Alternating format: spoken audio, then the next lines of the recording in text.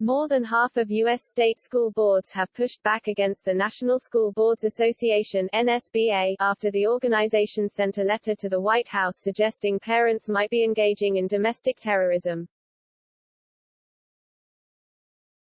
More specifically, 10 state school boards have issued statements disagreeing with the letter, and 17 more state school boards have either voted to withdraw their memberships, participation and/or dues from the NSBA, with Georgia, Florida and Alabama being the most recent examples, according to a list from school choice organization Parents Defending Education (PDE). Labeling parents as domestic terrorists isn't a great strategy when it comes to your organization, whether you're a school board or any other type of organization, school choice advocate Corey De Angelis told Fox News of the movement against the NSBA.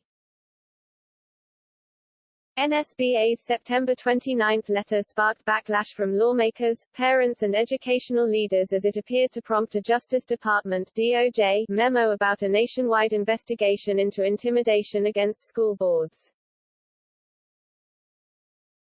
Internal emails obtained by PDE in November show multiple state-level officials expressing dismay over the now infamous letter's content and the purported process for reviewing it. Emails also confirm that the NSBA was in communication with the White House for weeks prior to DOJ's memo. Since then, 27 states have issued statements disagreeing with the nonprofit education organization's letter, and 17 have withdrawn their memberships or dues, according to PDE. The Georgia School Board Association and Florida School Boards Association on Tuesday decided to separate from the national group. The Alabama Association of School Boards voted to do the same this week, according to 1918 News.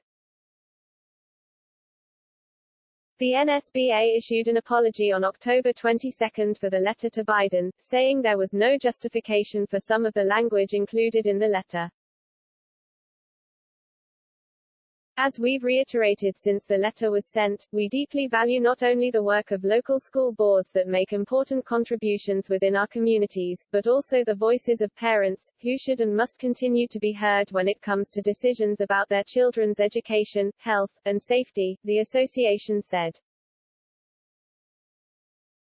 Still, De Angelis believes that the 10 states who have pushed back against the NSBA's letter but have not withdrawn from the organization are not taking enough action. If you're a state that still hasn't distanced yourself, even after the NSBA has distanced themselves from their own letter, that doesn't look very good for your state, he said. The only meaningful pushback is actually pulling your dues or severing ties formally when it comes to membership or participation with the national organization.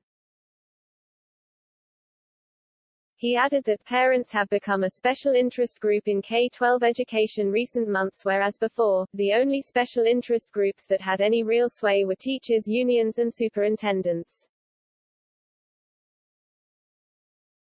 Teachers' unions have finally overplayed their hand to a point where they've awakened a sleeping giant, these parents who want more say in their kids' education, he said.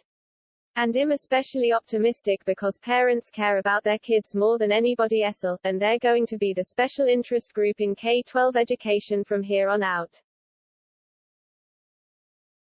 The NSBA advocates for equity and excellence in public education through school board leadership and provides resources to local school boards to do so, according to its website.